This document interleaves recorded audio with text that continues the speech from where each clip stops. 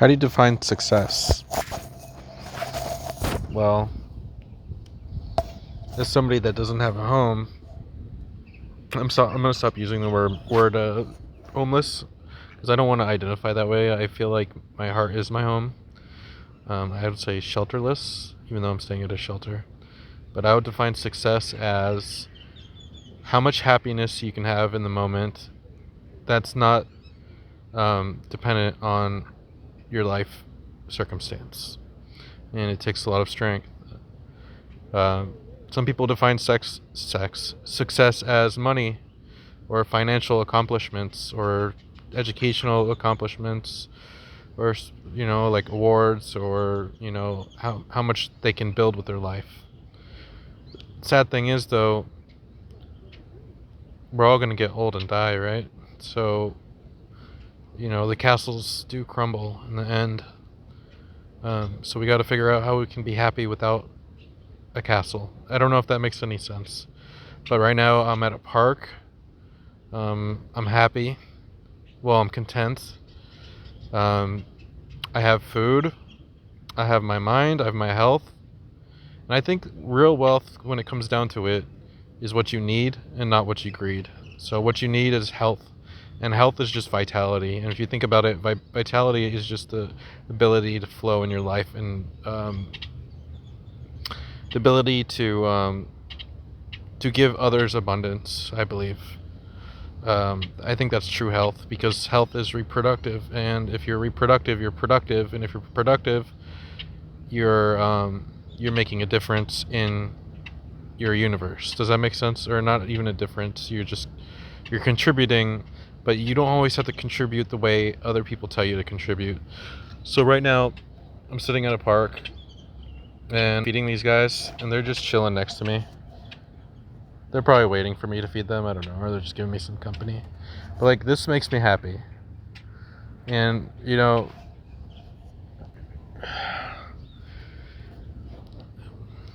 right now I feel like people really let me down. And I just wish there was at least one person in the world that I could trust with all my heart. And it's myself, honestly, and it's sad, and it's a lonely place to be. If you guys ever watch Lord of the Rings, all right, so it's kind of a metaphor for kind of what's going on in today's society. You can think of the elves like, maybe the elves as like this. Would they be the spiritual people in the spiritual realm, like angels? Or just like people like they're very high class, but they're also very gentle. And then you have your dwarves. They're like the very stubborn, like patriotic castle builders or whatever. You know what I mean? And you have your hobbits, and they're like your humble, meek people that just like kind of like me in a way. Well, sort of sometimes. And then you have your Gandalfs and your Saurons, which would be like the people who have power, but they use it for good or for evil.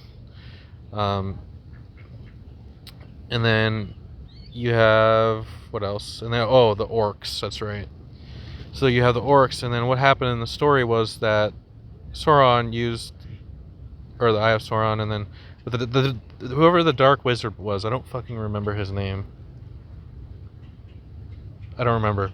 Anyways, the Dark Wizard, he started harvesting the trees to create an army to destroy Middle Earth. And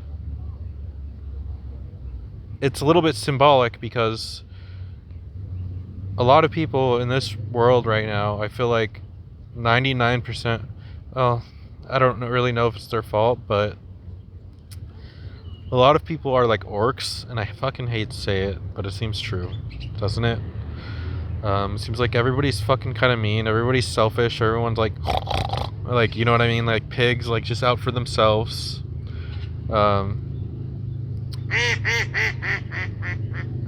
Man, and then, and we're destroying nature, so we can build this army of orcs, you know what I mean? And the orcs in the movie, they resemble like mindless people that are just like basically soulless, and it's very sad actually. And being without a home and living at a shelter and seeing people on drugs and all this like these dark sides of life, and even the people that so-called are successful, they're orcs too. They're just as orcish as the druggies. They just have a different kind of addiction, you know what I mean? Because there's so much selfishness and it's disgusting. People take way more than they can eat, you know what I mean? Like, God. And I was guilty of this in the past, but I'm done with it. So I feel like also in the movie The Lord of the Rings, you have the Great Eye. I can't remember the name. Is it Sauron? Is that the name of the Great Eye, right? And then you have Frodo, and it's almost like, and then they have the ring, right, which resembles like power and like unlimited power. Essentially, it gave Frodo the power of invisibility, and then it turned it turned a hobbit into a golem, a Smeagol, right, into a golem, and it turned him ugly. It turned him like, because he was like my precious, you know what I mean? And then Frodo, he wore the ring around his neck, and his ring was right here on his heart.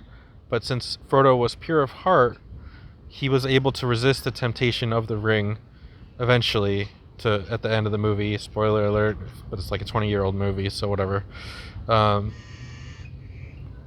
So he, because he's pure of heart, he's able to resist the temptation of the ring and destroy it, I think, at the end, right? And I think the whole moral of the story is like, if you're the author, right, you're the good guy and the bad guy, but the author is the pure of heart always wins. And then, like, maybe not every battle, but in the end, the pure of heart will succeed. And to be pure of heart, you need to connect with your heart, because we already are pure of heart.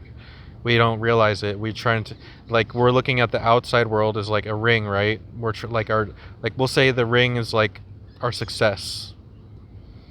Because if you think about it, what symbolizes success more than anything? Jewels and jewelry and money, you know what I mean? Like, so to me, success is something, it's like a ring around your finger. It's not going to last. I think being pure in heart is real success, and it's the only thing that you can take with you after you die, or quote unquote die. And I'm going to mention something a little bit abstract in thinking. I watched something about the M theory, about the 11 dimensions, and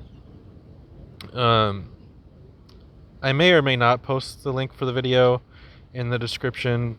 I don't know if you guys should watch it, because it says that our minds aren't capable of accessing the other dimensions, or our brains aren't, but I don't believe that, because if there are 11 dimensions, we already exist in them, and all we need to do is tap into them, and then at a cellular level we can change. However, anyways, back to my point about why I brought that up was, what if sleeping, I don't know if you guys seen the movie Butterfly Effect with Ashton Kutcher or whatever, he basically, when he falls asleep, those are like save points, so he can basically, if he focuses hard enough, he can wake up to where he fell asleep in the past. So what if we can actually dimension hop by waking up from our quote-unquote dream of life? Basically, it would be like if we were able to time travel, right, to go across dimensions, like that's how it would work, right? In our brains, we would figure out a way to essentially.